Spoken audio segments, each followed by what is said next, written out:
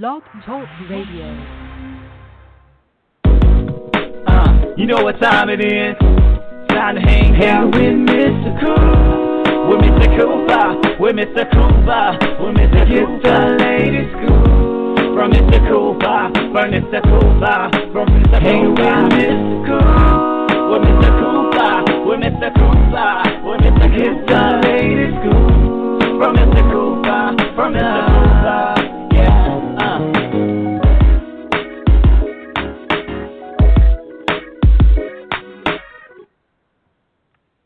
Welcome to the Big Scoop with Coop. I'm your host, Coop.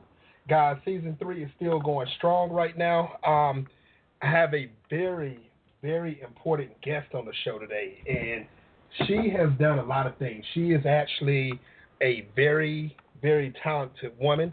I mean, as far as it goes from music all the way up to hockey. I mean, she has done it all, guys.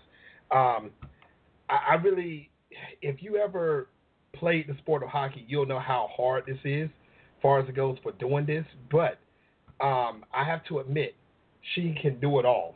And I'm going to stop blabbing about this.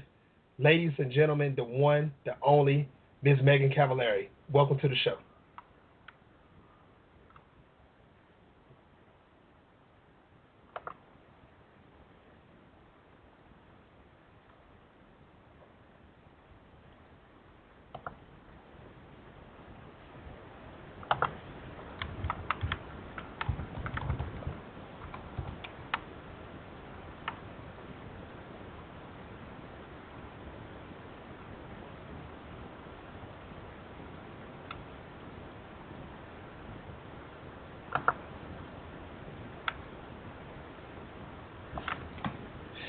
All right, guys, thank you very much. Sorry, I had a little technical issues going on, but what I was saying earlier, guys, we have a great one today.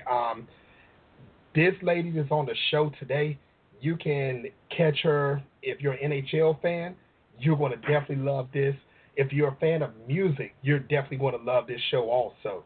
Guys, she has done it all from the music industry to the hockey industry. You name it, she can do it, and she can do it perfection. Guys, ladies and gentlemen, the one, the only, Ms. Megan Cavallari. Welcome to the show. Oh, thank you so much, Michael. Thank you. Thank you. I do apologize. Had a little technical difficulties earlier, but we had the show running. People listening worldwide, and I'm very excited to have you on the show. And thank you for having me on the show. Oh, of course, anytime. And also, Megan, just to let you know, on this show, we always talk about how you started in your career, your success, give advice on how to actually get into your career, and much more. Now, the world is listening. So, when did you realize that you was a fan of music and wanted to go into the music industry? Well, I started writing music seriously at 12, and then had my first fully produced musical at 15. Mm-hmm. And I was studying music seriously at 12 with Alfred Blotter. He was out at Curtis Institute of Music. I'm from Philly, which explains my hockey obsession with the Flyers. And then I went to study with George Crumb because I thought I wanted to write opera, but really at that time I wanted to be Leonard Bernstein as well. And in the second grade, everybody went around the circle and said what they wanted to be, and all the girls said mom, like mommy, a mom, and I said Leonard Bernstein. And of course, everybody started laughing, and my house was close enough that I just, opened the door to school, and I walked out. So I was pretty sure I was going to be in music, and the music took me here to L.A. I had a musical thesis at NYU that Oscar Eustis picked up and brought it to the market. Yeah, who produced and directed Angels in America. And his next project was my project, which was called Echo Park, and that was at the Mark Taper Forum. So then I went to one scoring session and fell in love with film scoring and decided I had to do that. So that's what I've been doing ever since. Nice. So growing up, what type of music were you listening to? Every single thing. You name it, jazz, big band, classical, musical theater. My parents had everything on. They just loved music. So, you know, and I had music lessons. We all had music lessons. I'm the middle child, and we all had music lessons, and we all played sports, and you know, it was always a great love of ours of music. So that's what we did. And you know, I was really lucky when I came out here. The first job I had was working on Nightmare Before Christmas with Danny Elfman. And I got that job because I was just sitting next to him at Thanksgiving, and he said, "What are you doing out here?" And I said, "I have a musical at the Mark Tabor Forum." And he said, "Oh, I'm working on a musical too." And I said, "Really?" And we started talking, and I didn't know who he was, and he just said, "What are you doing tomorrow at 10?" And I said, "I don't know." And he said, "Why don't you come work for me?" Wow. So I started working on Nightmare Before Christmas. So that was my first job here in the industry. So you can't get better than that. It was pretty good, Michael. Yeah, right place, right time. I mean, wow. Yeah. Wow, and from there, I mean, you've been, you know, streamlining. You've been rolling, and I have. I'm really lucky. I mean, it's like 24 TV shows, 20th feature, over 100 pieces for television, theater, you know, you name it. I've done it, and conduct as well. And I've just been really fortunate to make my living doing something I love, which I'm blessed with every single day. And so it's amazing. It's really amazing. And, you know, the hardest thing is getting the jobs. And I'm really lucky. I just got a wonderful job called Jacob Marley. It's about Scrooge's sidekick, and Russ Francis is directing it, and he's fabulous. And we're writing the songs together, about 10 songs together. And it's an animated musical, so we'll do the songs this year. And then next year, I'll do the score. I'll focus on the score, and we got a nice big LA orchestra for that. So we're really excited. So it's sort of not heard of, a 2-year job. Usually it's, you know, 13 weeks, and you hope, you know, they do your series again, you know, or, you know, you do your feature and then you're looking for something else. So I'm really lucky to have this really nice security here for a few years on this feature movie. So it's great. And Megan, I believe a lot of people are wondering, just like I'm wondering, when do you have time to sleep? Because when do I have time to sleep? I'm an early morning person. I do most of my work really early morning. I mean, I take my daughter to school, and I'm like, boom, the antenna's up. I'm catching all kinds of songs and scores and all kinds of stuff, and I'm working overtime. I think when you're single and don't have a kid, you probably waste a lot of time. At least I did. Well, yeah, I believe but as soon as you have a kid, you're like, zoom. It's got to be done. Quick. Right. Exactly. Because with me, I'm not going to lie. I mean, I have 3 kids, and I used to be like that. Now it was like, wake up, kid number 1, okay. Kid number 2, okay. Kid number 3, and as soon as it's time to Zoom, I ran out of gas. I mean, but yeah, I'm trying to get that energy back.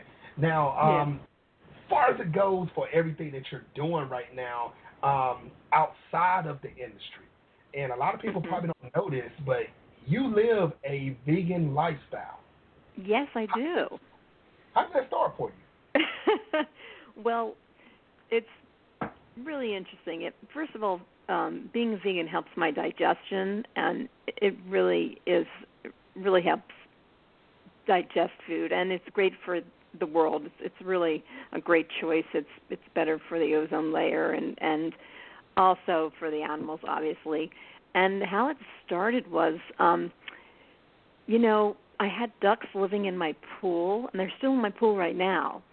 And they had such personalities, Sweet Potato and Quack, and they just come up to us, and they ask for bread, and they have such personalities. They come right up to your hand, and I just thought, wow, they have personalities. They have a heart. They have they're friends of ours, and I was like, animals have these systems, and you know, the way that they're, you know, butchered for us, I just thought it was the right thing to do.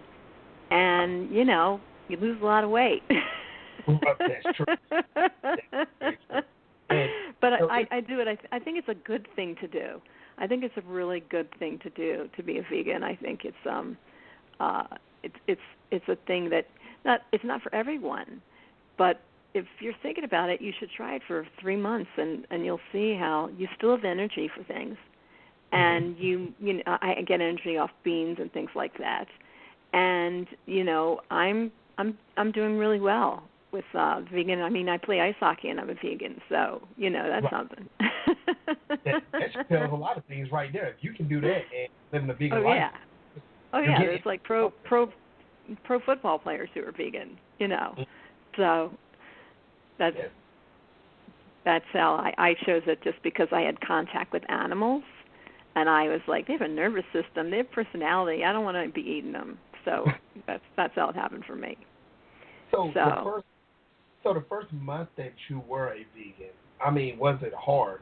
The very first month? The smell sort of drove me, like the smell of steak and things like that drove me a little nuts.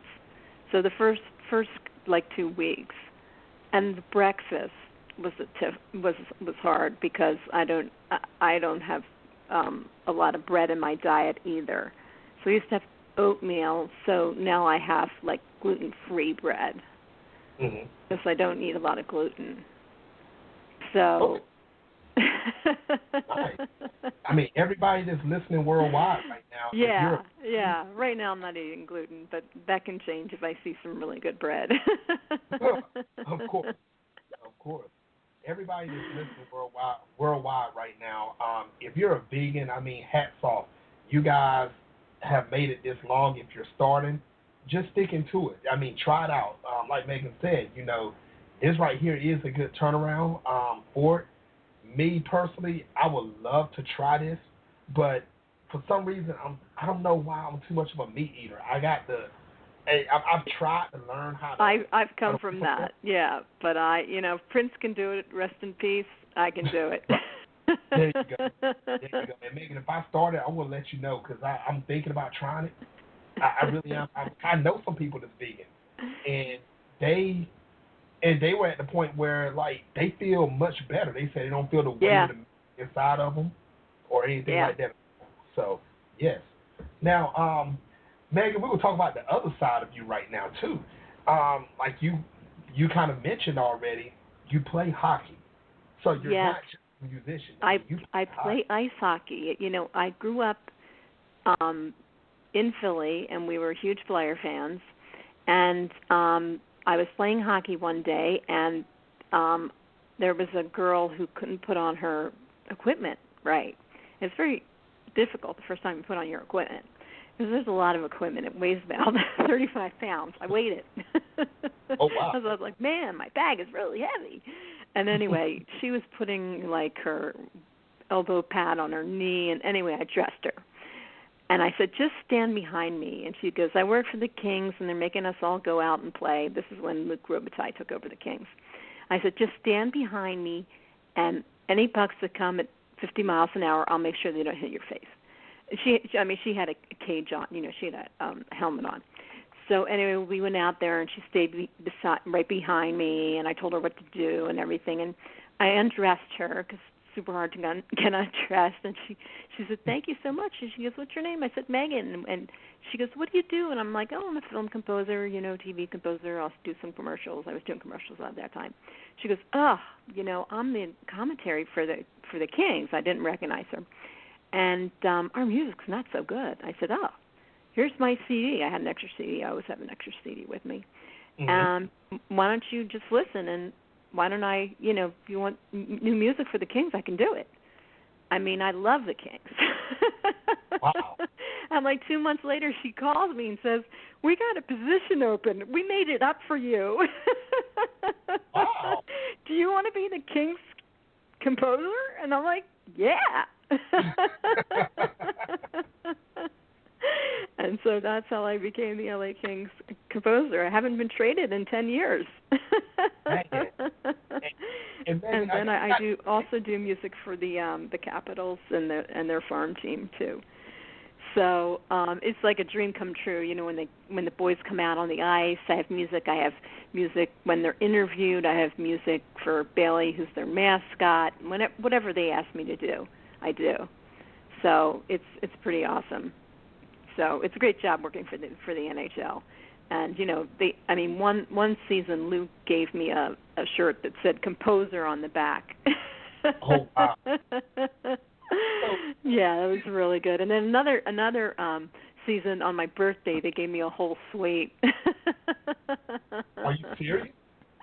Yeah, a whole suite, one of those $2,000 gigs. Wow. I was like, thank you. Exactly. So the Kings have been very good to me, especially Daryl Evans. He taught me how to skate and play hockey. Daryl Evans is fantastic, and he's a color commentary, and he also is a Kings coach, ice skating coach. He's pretty phenomenal. Man, big shout out to you, Daryl. Thank you for teaching. Thank you, because now Megan can do it all now. So, and Megan, that's the second time you was in the right place at the right time. I know. Look how lucky I am, Michael. Exactly. But you know what? And the thing is, yeah, we can say it's luck, but look at what you've done. Your skill shows it all. So yeah, I mean, you can be lucky and be in the right place, but if you can't work your butt off for Danny Elfman or Gary Goldsmith, right, you're going to be fired in about a day. Exactly. Those guys are geniuses. And do you have any plans to stop anytime soon? Or you still Never. I'm at a Kraft Engel now, and they're just the best agents in the world. And, I, in fact, just started writing pop music. I hadn't written pop music before because I'd been writing so much for TV and film. And Joe D'Ambrosia, who's a pop manager, he manages a lot of producers, and my mixer, Jason Moss, who's phenomenal. And so he went to my website and he said, I think you can write, I can get you a publishing deal. I think you can write pop songs, because I write a lot of songs for TV. And so I decided to take a stab, and I sent him one, and he said, great, here's a producer to work with. And then I looked him up, and I'm like, oh my God, he's Emmy nominated. Wow.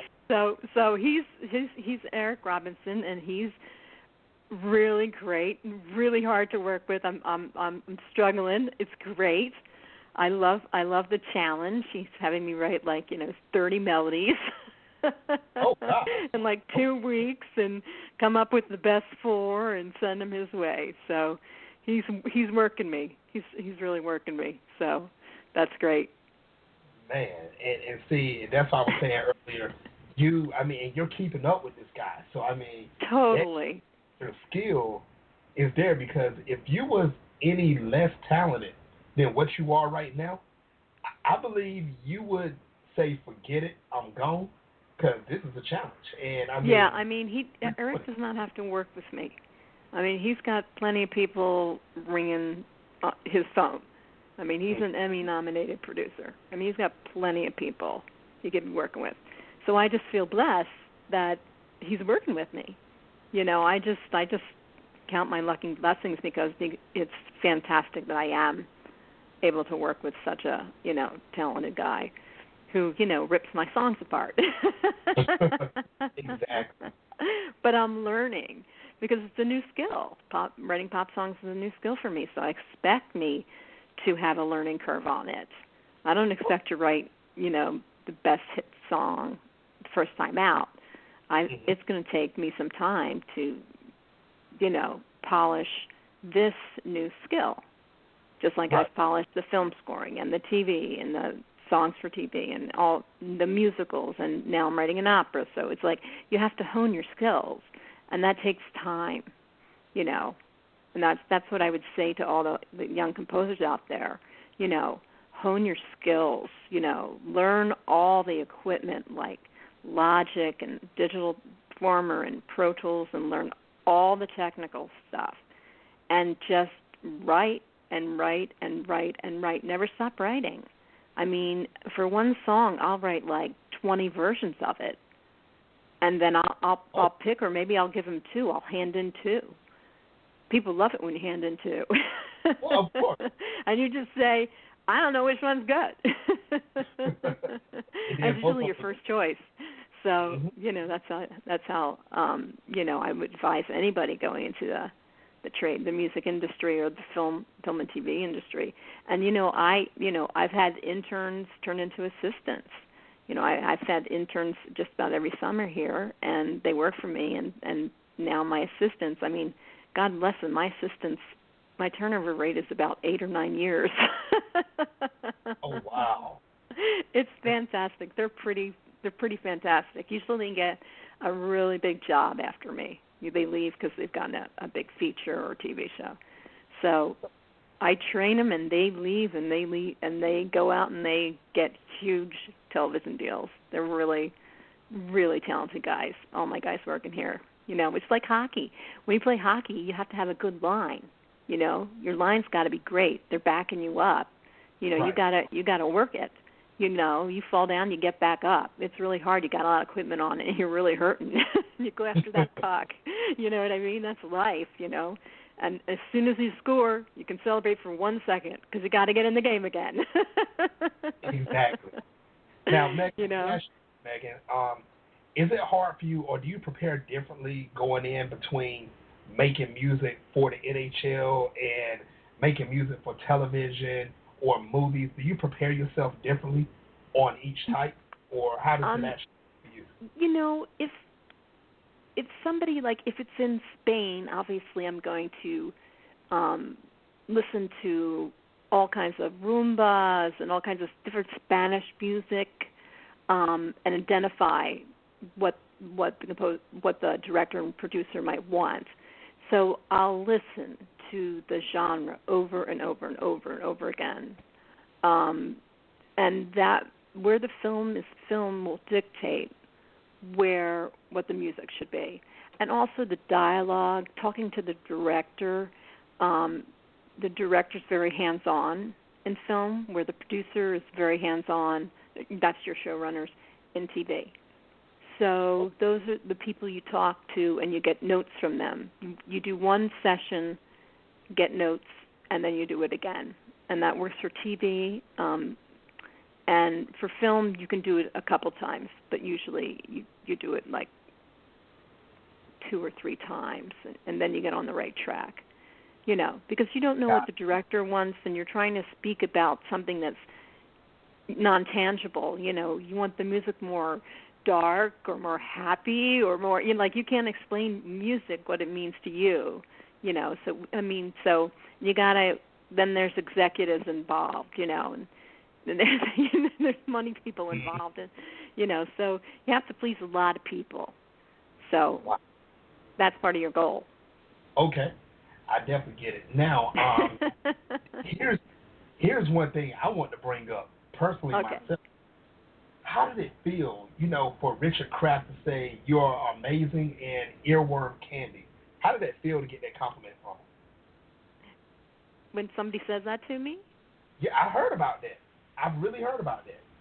I heard Richard Kraft did. When Richard Kraft, when somebody like Richard Kraft, who is probably the premier agent in Hollywood, right. And knows more about film music than just about anyone else. When he, you know, says online on Facebook, you know, Megan Cavallari's music is amazing and her melodies are like earthworm candy.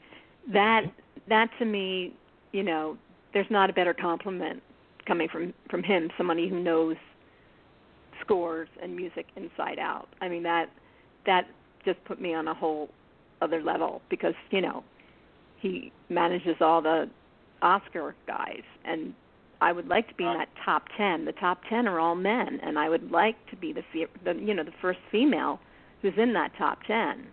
You know, my plans are to win an Emmy, to win an Oscar.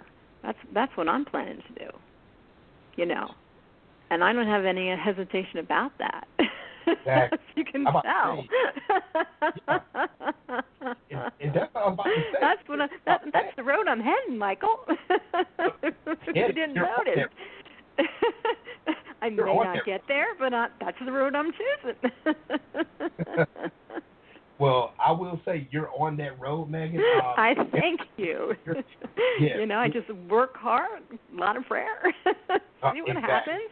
Work with great people, you know, and work with the best people, with the best musicians, the best assistants, the best directors, the best producers you can get your hands on, and write the best music. That's simple. That's what it is. You know. There you go. So that's what I do. Mm-hmm.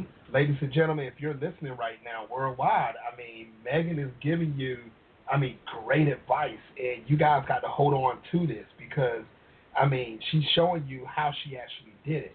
Now, I was being funny earlier talking about this the second time that you was in the right place at the right time, but you have to realize, like Megan said earlier, your skill, if you don't have skill, yes, you may get that one shot, but after that, you're done. But her skill is holding her up, and she's doing her thing. Megan says she's on the road to it. I'm telling you guys, she turned on that road. She made a left on that road probably about a while ago. So, probably in the second grade. Exactly. So, I mean, she told the people ahead of time when she was a child what she's going to do. And look at her. She's doing it. Now, Thank you. Oh, yes. Now, Megan, I want to say one name to you, and I want to hear your opinion about this person. And I know it's a good thing.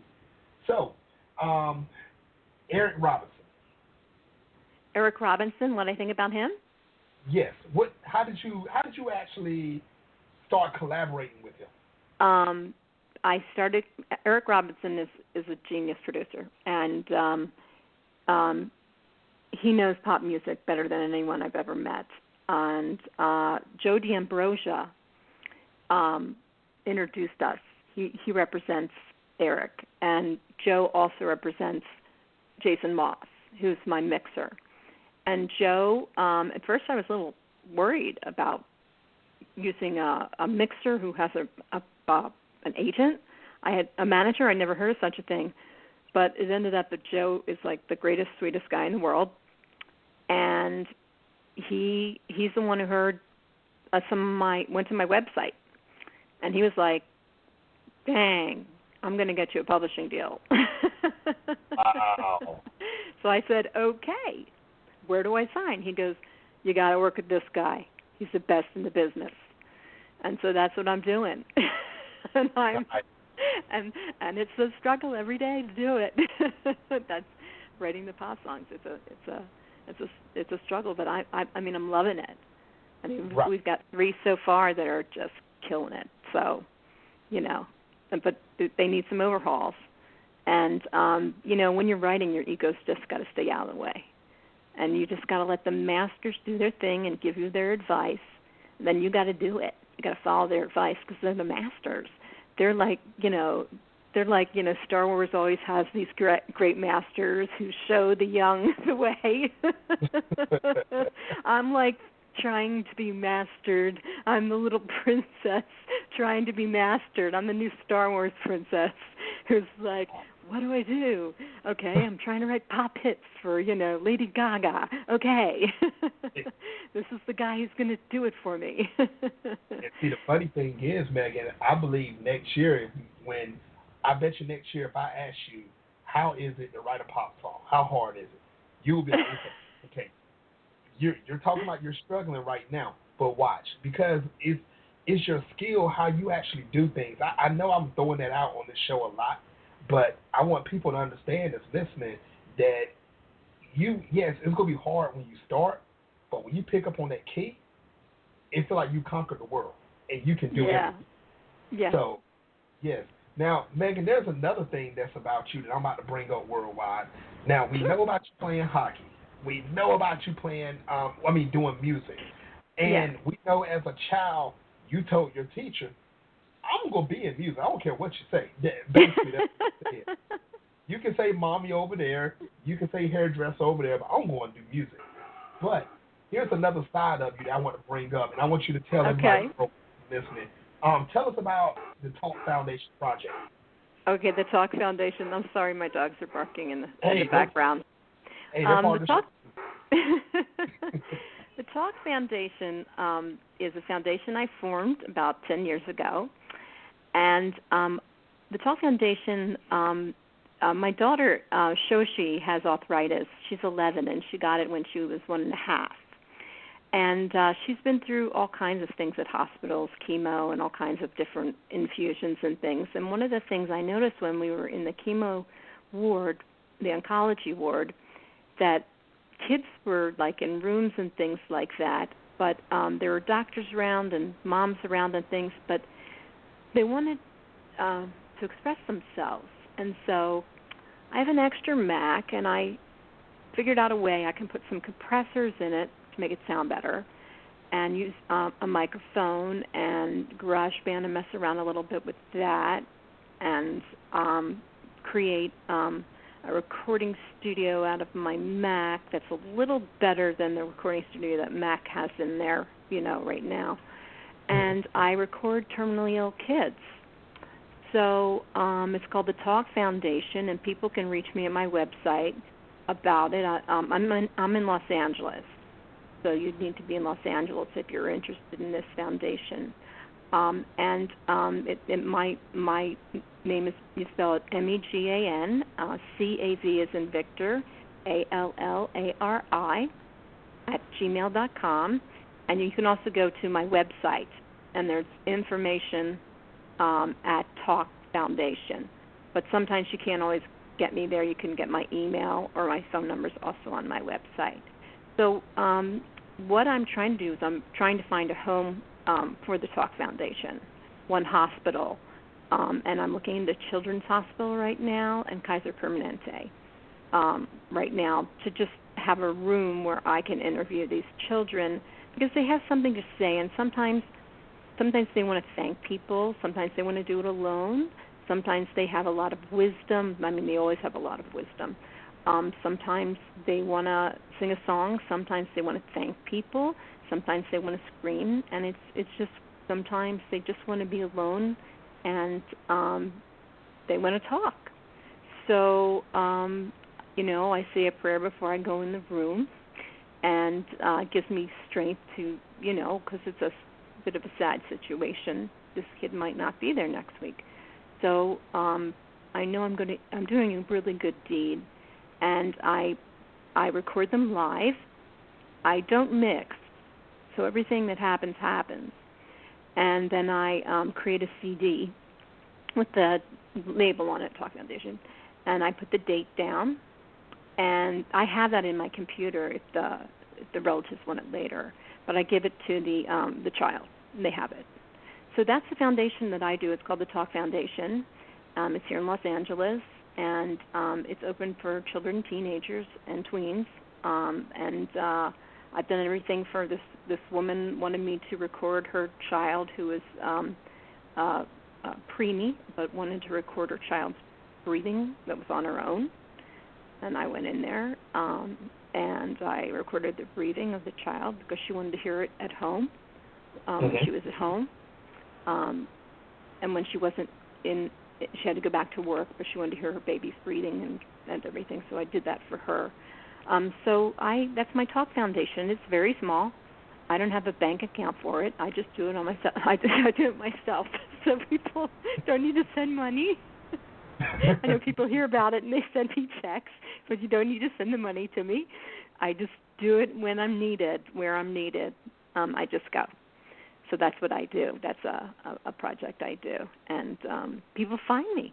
But as I said, I'd like to be set up at one hospital if I could, like Children's Hospital in Los Angeles or something like that. I'd like to. I'm roaming right now. Oh, wow.